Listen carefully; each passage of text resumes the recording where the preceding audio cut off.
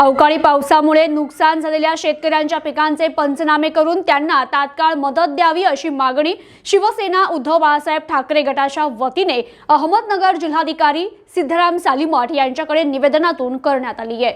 अहमदनगर जिल्ह्यात अवकाळी पावसाने शेती पिकांचं मोठं नुकसान झालंय। त्याची भरपाई तसेच मागील राहिलेल्या पीक विम्याचे पैसे तात्काळ मिळावे, अन्यथा शिवसेना स्टाईलने आंदोलन करू असा इशारा शिवसेना उद्धव बाळासाहेब ठाकरे गटाच्या वतीने जिल्हाधिकारी सिद्धराम सालीमठ यांना निवेदनातून देण्यात आला। दरम्यान नगर जिल्ह्यातील महसूल विभागातील अधिकारी महसूल मंत्री राधाकृष्ण विखे यांच्या वाड्यावर कायमच असतात। त्यांना जनतेचं काहीही देणं घेणं नाहीये असा घणाघाती आरोप देखील यावेळी करण्यात आला। या प्रसंगी नगर दक्षिण जिल्हा प्रमुख राजेंद्र दळवी, नगर उत्तर जिल्हा प्रमुख मुजीब शेख, नगर उत्तर जिल्हा प्रमुख प्रमोद लबडे, सहसंपर्क प्रमुख नगर दक्षिण रावसाहेब खेवरे, रामदास गोल्हार, जिल्हा संघटक नगर दक्षिण, जिल्हा संघटक अशोक गायकवाड, विधानसभा संघटक राजेंद्र म्हस्के, उपजिल्हा प्रमुख रावजी नांगरे, उपजिल्हा प्रमुख शिवाजी काटे, विधानसभा समन्वयक सुभाष जाधव, विधानसभा संघटक मालोजी काकडे, शेवगाव तालुका प्रमुख अविनाश मगरे, पाथर्डी तालुका प्रमुख भगवान दराडे, कर्जत तालुका प्रमुख बळीराम यादव यांच्यासह राहुरी तालुका प्रमुख तसेच शिवसैनिक मोठ्या संख्येने उपस्थित होते। 23 नोव्हेंबर 2023 पासून नगर जिल्ह्यात अवकाळी पाऊस आणि गारपिटीने जिल्ह्यातील शेती पिकांचं मोठं नुकसान झालंय, तर पारनेर तालुक्यात गारपिटीने नुकसान झालंय। राहुरी तालुक्यात देखील काही जनावरं, शेळ्या, मेंढ्या मृत्युमुखी पडल्या। बऱ्याच घरांची पडझड झाली। जिल्ह्यातील शेतकरी उद्ध्वस्त झालाय। बऱ्याच ठिकाणी पंचनामे देखील झालेले नाहीये, तरी तात्काळ सर्व ठिकाणी पंचनामे करून शेतकऱ्यांना ताबडतोब मदत मिळाली पाहिजे अशी मागणी जिल्हाधिकारी सिद्धराम सालीमठ यांच्याकडे निवेदनातून करण्यात आली आहे। तसेच पीक विमा शेतकरी आणि राज्य सरकारने उतरवला होता। आजपर्यंत झालेल्या नुकसानीची भरपाई मिळाली नाही। शेतकऱ्यांना पीक विम्याचे पैसे मिळाले नाही, तरी ज्या विमा कंपन्या असतील त्यांना ताबडतोब सर्व शेतकऱ्यांना विम्याचे पैसे मिळण्याचे आदेश द्यावे।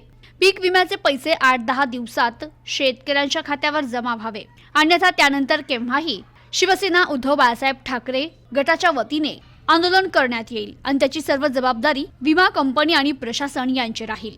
अहमदनगर जिल्ह्यात यावर्षी पावसाळ्यात पावसाचं प्रमाण अत्यल्प असून शेती आणि जनावरांसाठी पिण्यासाठी पाणी पुढील काळात राहणार नाही, तरी प्रशासनाने पुढील काळात लागणाऱ्या पिण्याच्या पाण्याची तसेच जनावरांना लागणाऱ्या चाऱ्याची व्यवस्था करावी। फळबागेसाठी अनुदान द्यावं। शेतीसाठी वीज फक्त 3-4 तास उपलब्ध असते, ती किमान दिवसा 12 तास उपलब्ध व्हावी।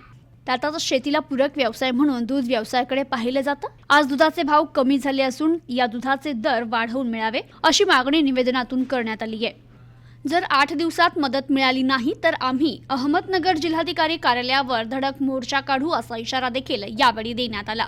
तर याबाबत बोलताना जिल्हाधिकारी सिद्धराम सालीमठ यांनी आपल्या सर्व प्रश्नांची गांभीर्याने दखल घेतली जाईल, तसेच महसूल यंत्रणांना देखील योग्य त्या सूचना निश्चितपणे दिल्या जातील असं आश्वासन दिलं। अतिवृष्टीमुळे नगर जिल्ह्यामध्ये जे पिकाचं नुकसान झालं त्याचे पंचनामे करून त्या शेतकऱ्यांना मदत मिळावी, त्यासाठी आज शिवसेनेच्या वतीनं माननीय जिल्हाधिकारी यांना सर्व शिवसैनिकांच्या वतीनं जिल्हा प्रमुखांच्या वतीनं निवेदन देण्यात आलेलं आहे।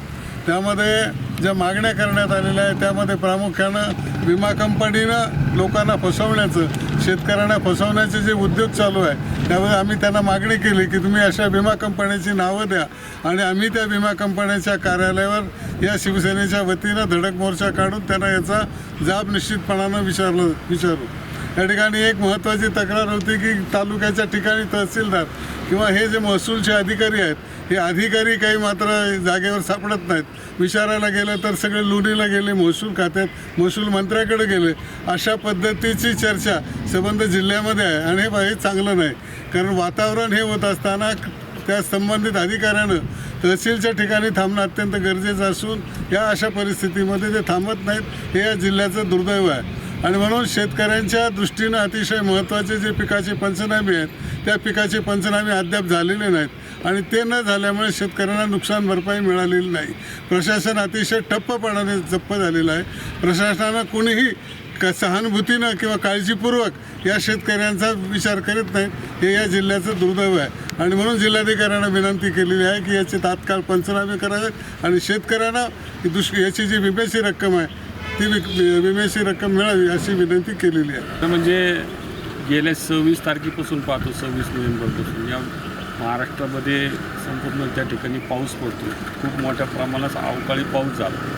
नगर जिल्ह्यामध्ये सुद्धा त्या ठिकाणी खूप मोठ्या प्रमाणात पाऊस झाला. आत्ताच जसं अशोकरावांनी सांगितले की कुठल्याही शेतकऱ्याला त्या ठिकाणी नुकसान भरपाई मिळाली नाही आणि विम्याचे ते पैसे मिळालेच नाहीत. आणि म्हणून त्या ठिकाणी आम्ही जिल्हाधिकारी साहेबांना त्या ठिकाणी सर्व सूचना दिल्यात. त्याचबरोबर सर्वात महत्त्वाचा विषय होता दुधाचा. आपण पाहतो दिवसेंदिवस दुधाचा भाव जो कमी होत चालला, उत्पादन खर्च वाढत चालला आणि दुधाचा भाव म्हणजे कमी होत चालला. शेतकऱ्यांना त्या ठिकाणी दूध व्यवसाय परवडत नाही. परंतु आता शेतकऱ्यांकडं दुसरा व्यवसाय जर असेल शेतीला पूरक तर तो फक्त दुधाचा व्यवसाय आणि त्यातूनच त्याचं घर चालतं. आणि म्हणून या ठिकाणी आम्ही जिल्हाधिकाऱ्यांना सांगितलं की या ठिकाणी दुधाचे भावसुद्धा त्या ठिकाणी वाढले पाहिजेत आणि शेतकऱ्यांना जे परवडतील असे त्या ठिकाणी त्यांना भाव द्या, जेणेकरून त्या दुधाच्या याच्यावर त्याचा घराचा उदरनिर्वाह चालेल. आणि त्यांनीसुद्धा सांगितलं की येत्या 4-8 दिवसांमध्ये आम्ही तातडीने बैठक घेऊ आणि त्या बाबतीत निर्णयसुद्धा घेऊ. आणि येत्या 8 दिवसात जर निर्णय नाही झाला तर मग आम्ही आमच्या शिवसेना स्टाईलनी या ठिकाणी उद्धव साहेबांच्या नेतृत्वाखाली या नगर जिल्ह्याचा मोर्चा या तहसील कार्यालयावर आणू. आज आमच्या आदरणीय पक्षप्रमुख उद्धव बाळासाहेब ठाकरे यांच्या आदेशाने उत्तर आणि दक्षिण जिल्ह्याचे आमचे जिल्हाप्रमुखांच्या मार्गदर्शनाखाली आज कलेक्टर साहेबांच्या दालनामध्ये आज आम्ही निवेदन दिलं. त्या निवेदनामध्ये खरं तर या झालेल्या गारपेटीचा जो प्रश्न आता आमच्या गायकवाड साहेबांनी सांगितला, आमच्या जिल्हाप्रमुख दळवे साहेबांनी सांगितला. कलेक्टर साहेबांना आम्ही असं त्यांना एक विनंती केली का साहेब, प्रत्येक तालुक्यातले जे तहसीलदार आहेत आणि प्रांत आहेत हे जागेवर थांबत नाही. शेतकऱ्यांना त्यांचे प्रश्न, त्या प्रश्नाचे उत्तर देण्यासाठी संबंधित तहसीलदार बेंचवर नसतात, प्रांत बेंचवर नसतात आणि शक्यतो शेतकरी हा सर्व बाजूंनी अडचणीत आलेला आहे. दुधाचा असेल, पीक विम्याचा असेल आणि शासनाने 1 रुपयात पीक योजना ही शासनाने चालू केलेली आहे. परंतु अद्याप कोणत्याही शेतकऱ्याला पूर्णतः त्याची रक्कम मिळालेली नाही. आणि त्या अनुषंगाने शेतकऱ्याच्या जीवनात म्हणजे शेतकऱ्यांच्या मनातल्या ज्या भावना आहेत त्या भावना आम्ही माननीय कलेक्टर साहेबांना दोन्ही जिल्ह्याच्या वतीने सांगितलेल्या आहेत. आणि त्यांना असं एक विनंती आम्ही केलेली आहे का ज्या पीक कंपनीने म्हणजे ज्या शेतकऱ्यांचे जे पीक विम्या जे कंपनीने केलेले आहेत त्या पीक विम्या कंपनींचे नावं आमच्याकडे द्या. आम्ही त्यांना जाब विचारू. तुम्हाला जर त्यांना जाब विचारता आला नाही तर आम्ही शिवसेनेच्या पद्धतीने त्यांना जाब विचारू आणि त्यांना 8 दिवसाची आम्ही कलेक्टर साहेबांना विनंती केलेली आहे की ते 8 दिवसामध्ये उर्वरित राहिलेल्या शेतकऱ्यांचे पंचनामे आणि दुधाचा जो भाव आहे त्या दुधाच्या भावामध्ये तुम्ही सरकारकडे मागणी करा. त्या जिल्ह्यामध्ये फार मोठा आक्रोश आहे शेतकऱ्यांच्या या प्रश्नावर. जर तुम्ही या 8 दिवसामध्ये हे जर सुरळीत केलं नाही, शेतकऱ्यांचे प्रश्न जर सुरळीत केले नाही तर या उत्तर नगर जिल्ह्याच्या दोन्ही दक्षिण आणि उत्तर जिल्हा प्रमुखांकडून या कलेक्टर ऑफिसवर महामोर्चाचं नियोजन आम्ही करू अशी त्यांना आम्ही कलेक्टर साहेबांना विनंती केलेली आहे. प्रतिनिधी अनिकेत गौडी, न्यूज टुडे 24, अहमदनगर.